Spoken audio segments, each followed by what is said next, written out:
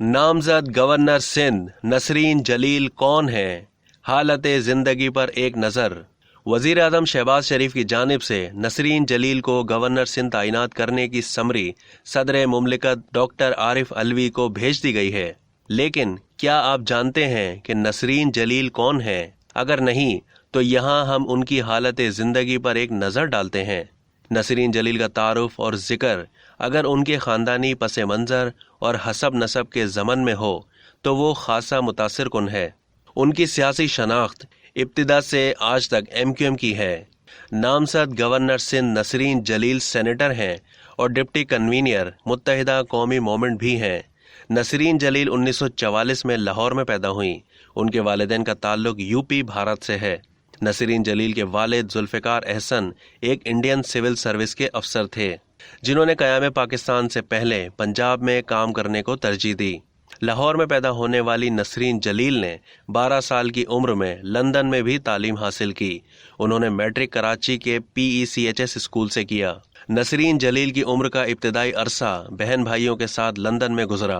तालीम की गर्ज से पेरिस भी गईं, इसीलिए अंग्रेज़ी उर्दू ज़बानों के अलावा फ्रांसीसी ज़बान पर भी मुकम्मल उबूर हासिल है।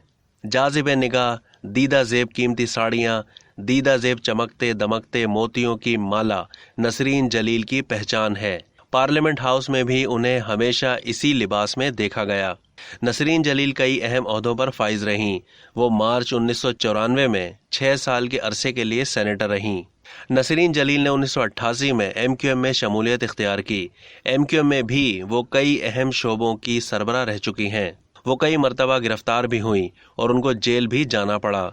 उन्होंने 1994 में महाजिरों के खिलाफ ऑपरेशन पर लंदन में एहतजाज किया। नसरीन जलील ने कई मरतबा मुख्तलिफ ओहदों के लिए इलेक्शन में हिस्सा भी लिया।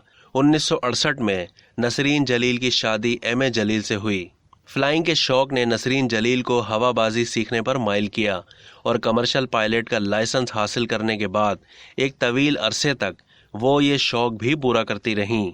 पाकिस्तान की पहली माहिर तामीरात का एजाज़ हासिल करने वाली यास्मीन लारी नसरीन जलील की बड़ी बहन हैं।